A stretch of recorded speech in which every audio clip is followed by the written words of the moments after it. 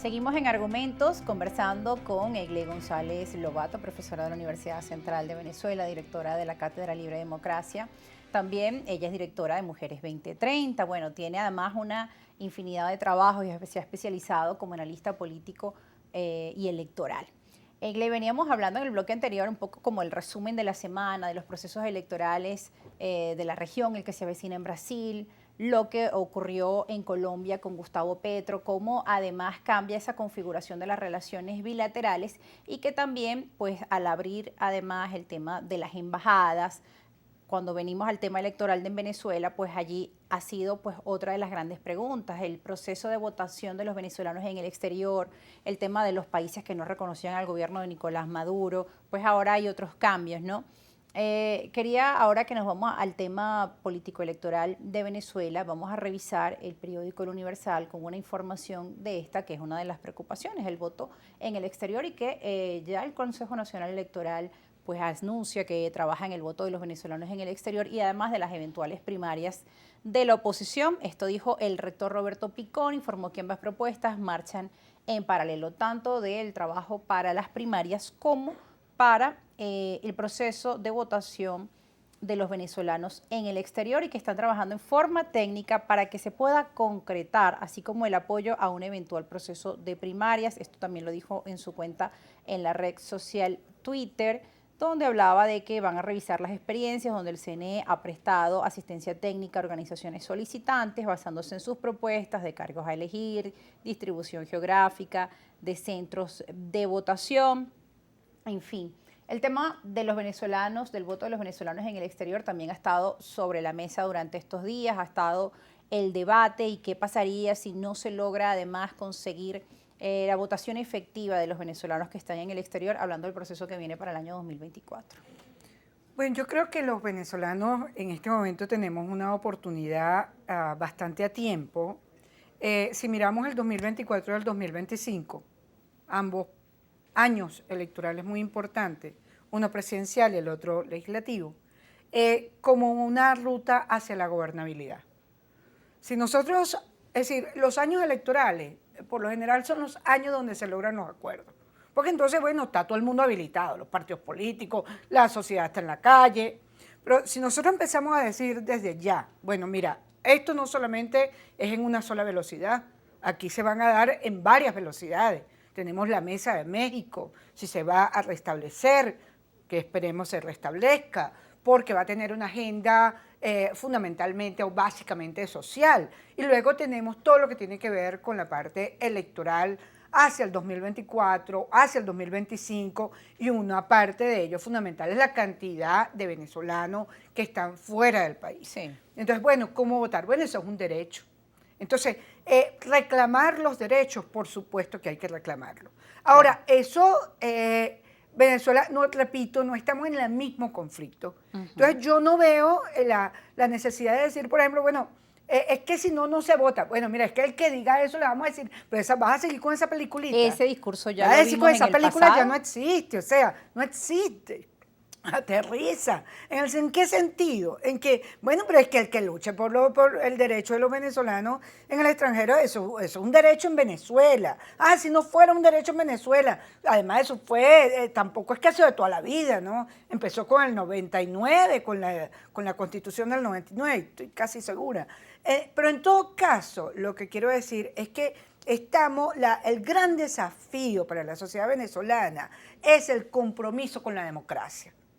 Mira, yo creo que en este momento tú pones a la gente, tanto la gente afecta al oficialismo como la gente que no es afecta, y todas en la oposición, tiene que haber un compromiso con la democracia.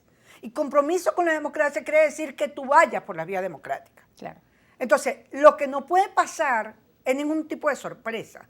¿Sí? La gente tiene que comprometerse con esos valores ciudadanos. Pero aquí no se trata, yo creo que incluso cuando lo hablaba ahora con la integración con los países de la región, que hay que impulsarlo, eso no es un problema ya ni de izquierda, ni de derecha, ni de centro. O sea, el problema de la integración es un problema que nos conviene a todos los países de Latinoamérica y del Caribe. Entonces, igualmente en Venezuela. ¿Sí? No es un problema. El problema con la democracia es que tiene que haber por supuesto, una resignificación de la democracia. porque bueno, porque hemos pasado demasiados problemas y generar en este momento, como decía, espacios de confianza para generar acuerdos e ir avanzando hacia esa ruta de gobernabilidad y cómo en el 2024 triunfa la democracia independiente, no es el personaje que triunfe. Porque los personajes que triunfan parecieran algunos como que, mira, hay elecciones, están como llegando, ¿no? Entonces tú dices, bueno, pero eso, exacto, como que coincide, oye, estaba pasando por Venezuela y hay elecciones presidenciales en el 24. Ya hay una ciudadanía que además, pues como hemos visto en las encuestas, está cansada pues de los políticos por este tema de los discursos, no participo, ahora sí participo, no se le explica a la población por qué, pero también hay posiciones ambiguas, bueno, voy a las primarias, pero sin este Consejo Nacional Electoral porque no creo, pero ¿con qué Consejo Nacional Electoral van a ir entonces al 2024? Por ejemplo, en el caso de María Corina Machado. Entonces, bueno, digamos, por eso la población también tiene un hastío y quizá el tema de elecciones o de procesos electorales no está en sus prioridades en estos momentos, cuando pues tiene que resolver los problemas del agua, de la luz, de la cola, de la gasolina, del pago de la canasta básica. Entonces, ¿cómo involucrar a esa sociedad a estar activa en los procesos de veeduría, de acompañamiento, de exigir sus derechos, como tú mencionabas, por ejemplo, el tema del voto en el exterior, entre otras cosas, cuando también la población está como cansada y ensimismada en resolver sus problemas personales en su día a día? Bueno, porque eso es lo que uno llamaría la cuadratura del círculo, algo así como imposible, ¿no? Hay que entender que esto realmente es difícil, pero solo la participación ciudadana genera confianza en las instituciones y la confianza en las instituciones hace que los ciudadanos voten. Entonces, eso es un círculo que va así. Sí, eso, y eso todo conlleva a la gobernabilidad. Y sanar en la psique de la gente que se le ha dicho que ir a un proceso electoral no era la vía, que la vía era otra, que las cartas estaban sobre la mesa, que el cambio venía. Pasada, eso ya pasó, no me vengan con ese cuento. Usted sabe que usted tiene que ir a votar y usted sabe que usted no solamente tiene que votar, tiene que participar. Pero claro, lo que pasa es que hay que proponer mecanismos de participación que sean cooperativos con las diferentes autoridades, que los ciudadanos sientan que les satisfacen sus necesidades. Claro. Ahora, hay que estar claro, cuando hay procesos electorales, cuando la gente más se mueve, pues. Si no hay procesos electorales, la gente está pendiente de otra cosa. Claro. Es decir, solamente, digamos, los políticos. Y luego, hay algo muy importante, los partidos políticos solos no pueden. La sociedad civil es muy importante, pero no puede sustituir los partidos. Claro. Hay que hacer una sumatoria, hay que hacer comulgar entre ellos, pero repito, el compromiso tiene que ser con la democracia, con la generación de acuerdos, la negociación. Entonces, por ejemplo, las parlamentarias. Venezuela, estamos clarísimos, aquí un solo grupo, y además cuando tú dices un solo grupo ¿de qué? Un solo grupo no es suficiente para gobernar. Aquí se necesitan todos. Y no lo estoy diciendo como una tontería, ay, todos se necesitan. No, lo estoy diciendo con toda la firmeza, claro, y toda la confianza. Bueno, pero es que para que haya pluralidad, haya inclusión, haya contraste.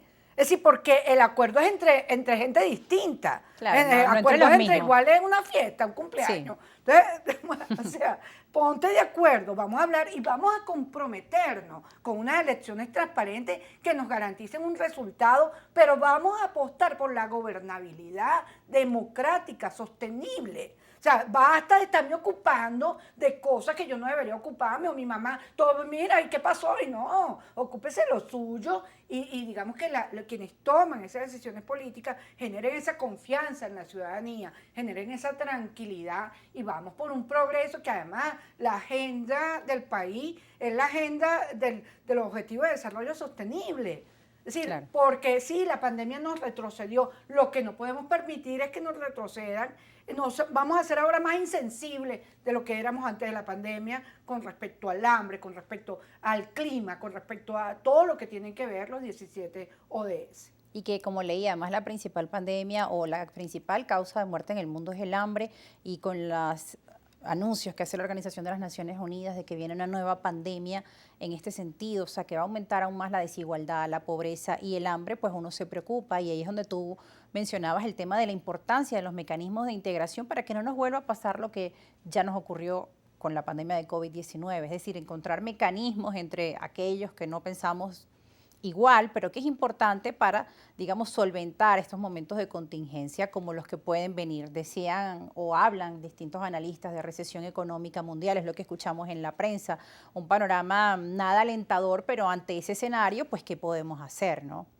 Sí, hay muchos factores que nos han cambiado y ya no seremos los mismos. Sí, hay que aceptarlo. Y además, esto, a mí me encanta es cuando dicen, la gente metía en su casa con la pandemia, pero todo el mundo con un teléfono inteligente en la mano. Sí. Entonces tenías el mundo en el teléfono. Y la gente empezó a decir, bueno, porque yo vivía así, el otro vivía de otra manera. Entonces todo el mundo quiere la calidad de vida. El mundo, el elector, se le llamó el elector globalizado. Se empezó a decir, yo no voy a ceder por condiciones peores que las que tengo. Por eso fue la alternabilidad. Claro. Y por eso es que, por ejemplo, el llamado gobierno interino tiene un grandísimo problema. Porque si tú hablas de alternabilidad ahorita y tú dices que eras gobierno, entonces ¿cómo va a decidir la gente? Claro, no tiene sentido. Esa maldad la dejo ahí. Sí, hay cosas que la gente dice, oye, pero eso no tiene sentido, ¿no? ¿Hacia dónde vamos con estos políticos o con estos dirigentes o algunos dirigentes, ¿no?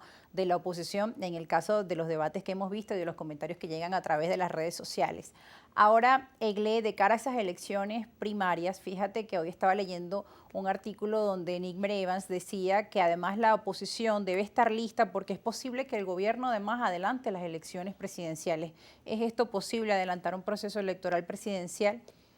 Bueno, es que ahí, mira, en Venezuela pasa de todo.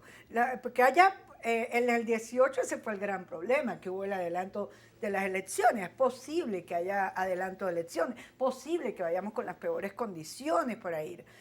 Pero yo creo que la discusión tiene que estar muy centrada en qué país es el que queremos y cómo decimos, o sea, háblenme ahorita, si yo quisiera que en vez de estarme diciendo esa hipótesis, bueno, ¿cómo ganó la democracia en el 2024? Vamos a escribir eso ya, es decir, ¿cómo logramos que esas elecciones sean transparentes? ¿Cómo logramos que quien sea electo entienda que tiene que tener unas políticas de inclusión social o de inversión social?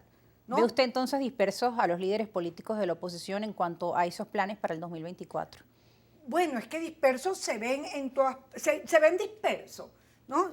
Claro que están dispersos, porque hay una gran desconfianza entre todos, la Asamblea Nacional, quienes están en la plataforma unitaria, el gobierno de Nicolás Maduro, pero mi llamada no es solamente con la oposición, porque yo soy muy clara en decir algo. Yo enfrento todo lo que tenga que ver con la limitación de libertades, pero yo no tengo nada que ver con vías no democráticas, porque entonces eso no es democracia. Entonces, ¿para qué tú quieres el cargo? ¿Para que dures cuánto?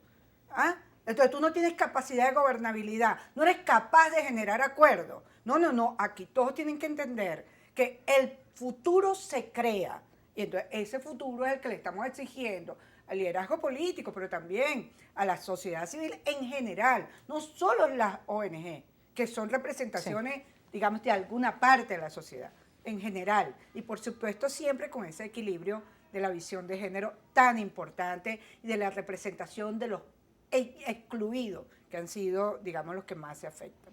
Egle, nos tenemos que ir a un corte. Al regreso seguimos conversando de estos temas que has venido pues ampliando de forma tan elocuente. El tema de la reconexión, el tema de la equidad y otros temas más que vamos a seguir abordando al regreso de la pausa, así como las preguntas de nuestra audiencia, porque ya han llegado varias, las tenemos por aquí y las vamos a leer al regreso, así que manténganse atentos, ya saben, etiqueta argumentos y las puede hacer a nuestras cuentas en las redes sociales, @argumentosgb en Instagram y @argumentos_gb en Twitter. Ya volvemos y ya leemos sus preguntas.